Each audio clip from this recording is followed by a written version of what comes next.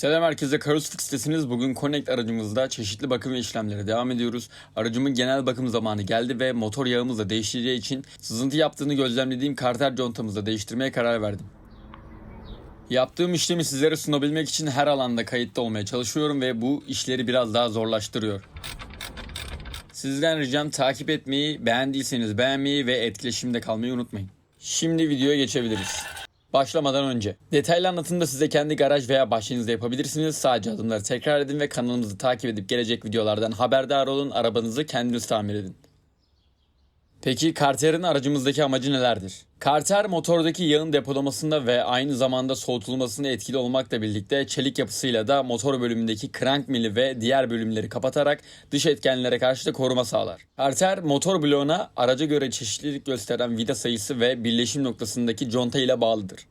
Bu sebeple içerideki yüksek ısılara ulaşan ve sürekli devir daima maruz kalan yağı korumak ve depolamak en büyük görevidir diyebiliriz.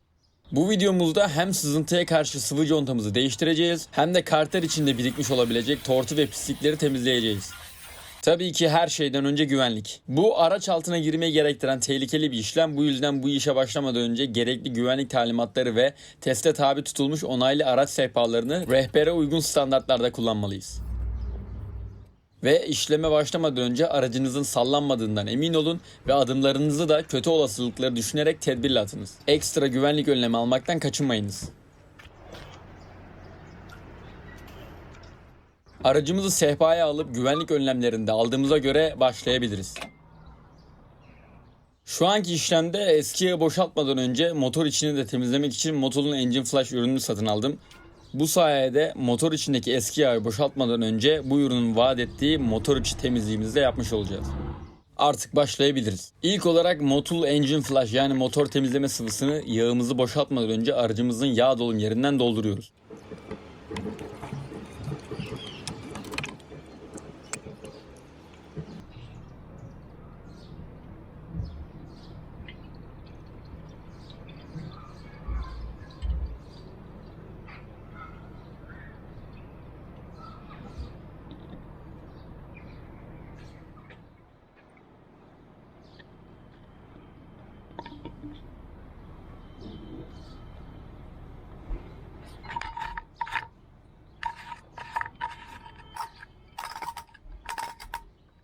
İyice boşalttıktan sonra aracımızı en az 10 dakika kadar gaz vermeden kendi halinde rolantide çalışır durumda bırakıyoruz.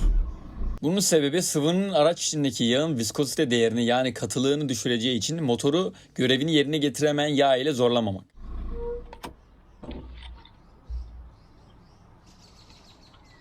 Araç sehpadaysa her zaman vites kontrolü yapmayı unutmayın.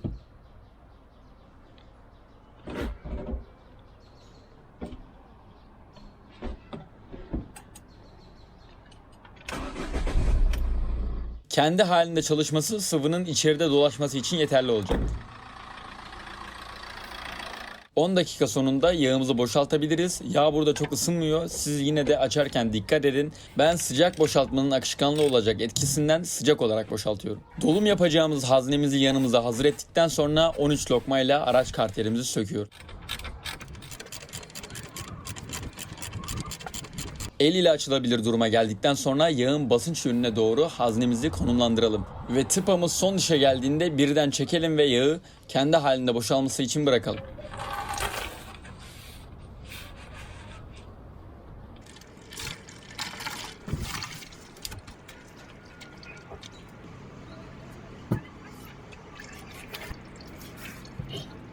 Şimdi sırada yağ filtremizi sökmek var.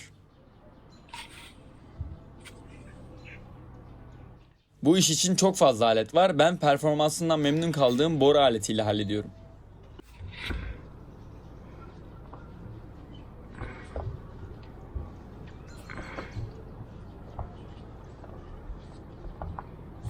Sıkılığını aldıktan sonra el ile açılabilir durumda devam ediyoruz.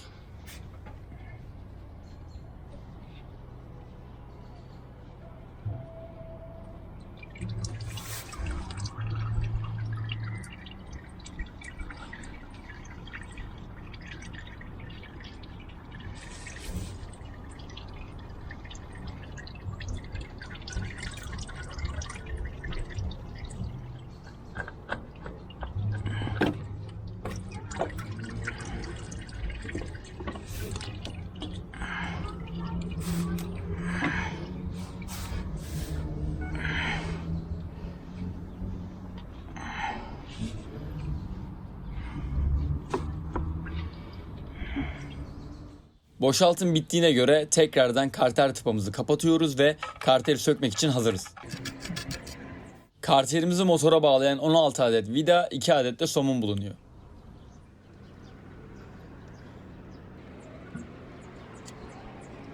Artık sökme işlemine geçelim. Çalışma alanım sehpalar sayesinde daha iyi, gerçekten araç altı çalışmalar için işime çok yarayacaklar.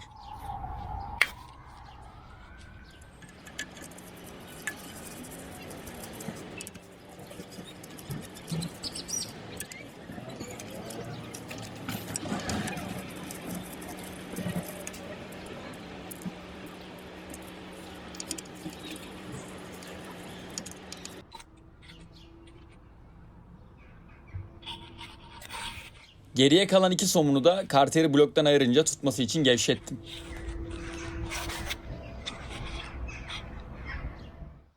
Bu süreç zordu, zira kolay ayrılmadı ve bu iş için de pek aletim yoktu.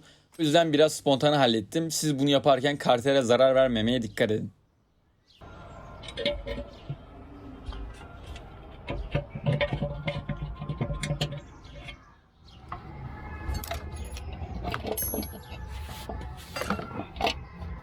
Sonunda karterimiz ayrıldı. Şimdi eski conta kalıntılarından kurtulma vakti.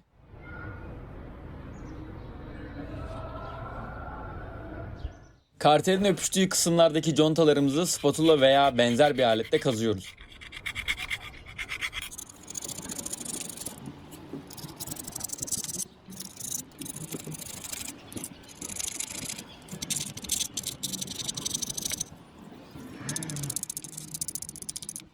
Sonrasında zımpara süngeri veya zımpara ile devam ediyoruz.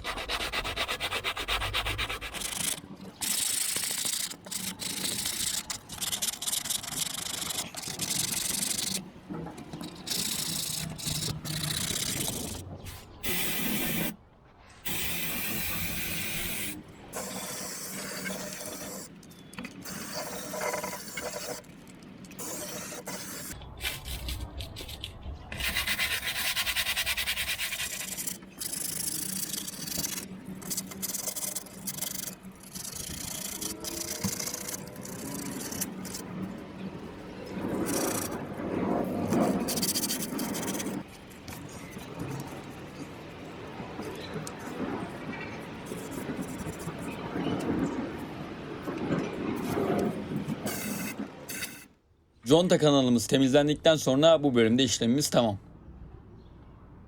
Şimdi sıra karterimizin kendisinde, aynı işlemleri burada da yapıyorum.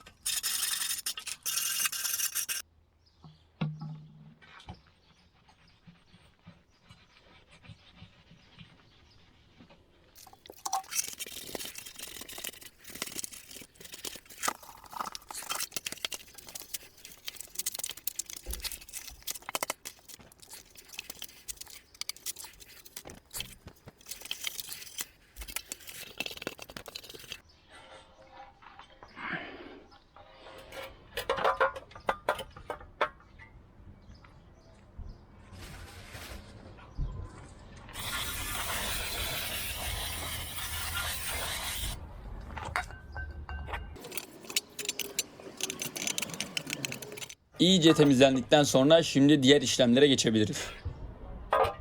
Somun ve vidalarımızla tel fırçayla temizleyelim.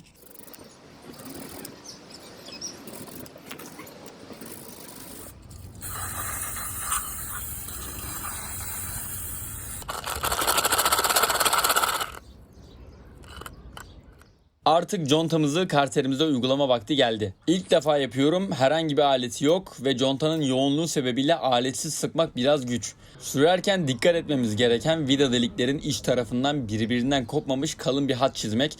Ben ilk deneyimimde elimden geldiği kadarıyla yapabildim.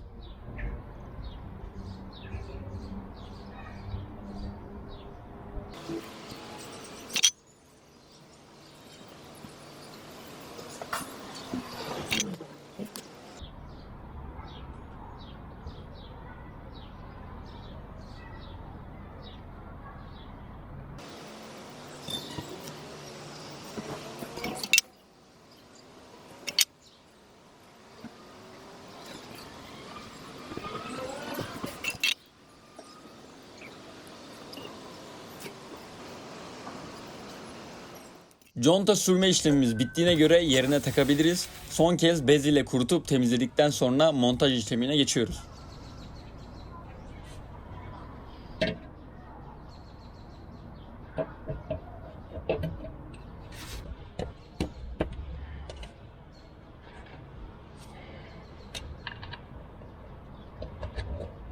Vidalarımızı çaprazlama şeklinde sırayla önce boşluklarını alacak kadar sıkıyoruz.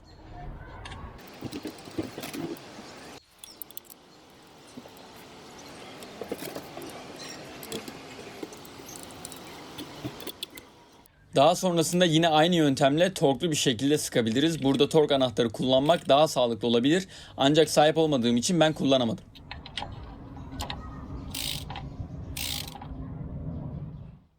Ve kendi gözlemime göre sıkılıklarını ayarladım. Ve karterimiz yuvasında. İsterseniz karterinizi boyayabilirsiniz. Ben pek zaman bulamadım ve bir sonraki bakımda karteri komple değiştireceğim için eski haliyle bıraktım. Karter ile işimiz bittikten sonra sıra dolumda. Öncelikle yeni yağ filtremize yeni yağımızdan ekliyoruz ve ağız kısmına yayıyoruz ki bir sonraki sökümde bizi çok zorlamasın.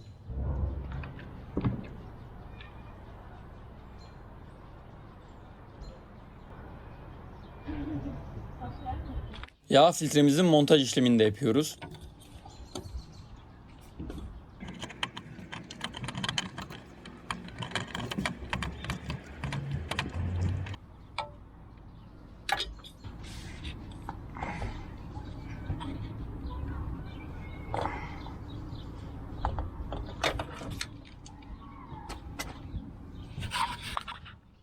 Şimdi yeni yağımızı motor ve karterini temizlediğimiz yeni yerine ekliyoruz.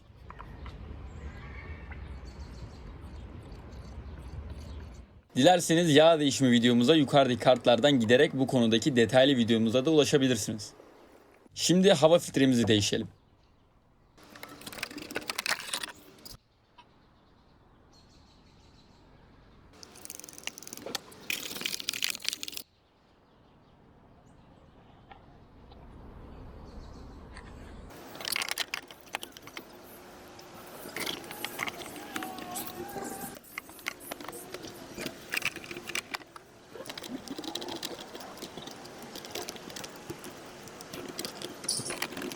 Sırada polen filtremiz var. Onu da hızlı bir şekilde değiştiriyoruz.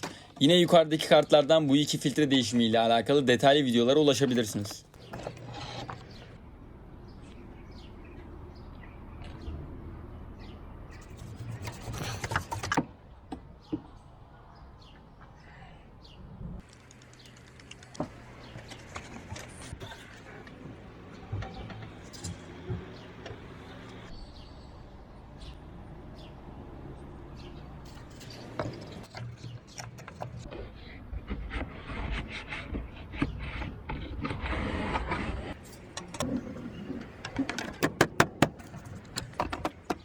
Ve işte hepsi bu kadar. Bu videomuzda karter contamızı, yağımızı ve filtrelerimizi değiştirdik.